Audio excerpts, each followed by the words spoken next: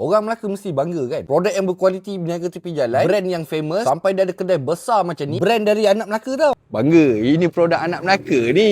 Dari dia berniaga tepi jalan, sambutan dia memang luar biasa. Sebut je pasal 4P, orang dah kenal. Sekarang pula dia meletup dengan menu baru, 4P ayam gepuk. Nak ayam goreng crispy boleh, nak dengan chicken tender pun boleh. Portion dia pun besar, puas hati. Yang kau makan tu, kita recommend terus. 4P burger double trouble. Filet ayam dia tu 2 keping. Besar gila weh. Untuk korang yang mulut kecil macam aku ni, makan nasi asing. Paling hot kat sini, 4P chicken tender lah, apa lagi. Nak pedas ke tak pedas, request. Yang penting 2 jenis sos dia. Yang kuning tu cheese sauce, yang orange tu dia punya rice. Kalau datang sini lapar gila, makan je nasi. Ayam gepuk dia ni memang perfect. Ada bayam crispy, tahu, tempe semua lengkap. Sambal dia pedas berapi. Betul-betul pedas tau. Untuk outlet yang baru ni, dia bawa juga 4P coffee dan juga chocolate drink dia. Soft drink tu memang datang sekali dengan set. Lagi best, boleh makan kat dalam, indoor ada aircon. Nak lepak luar. Luas kawasan dia memang style. Lepak, healing memang kena. Servis daripada staff pun memang TikTok. Nak cari kedai ni pun senang. Pada jauh dah nampak 4P Red Chip. Besar-besar bangunan warna merah. Besar-besar dinding tu penuh dia tulis 4P Red Chip. Boleh je sebut terus. Kedai dia ni dekat Klebang, Melaka.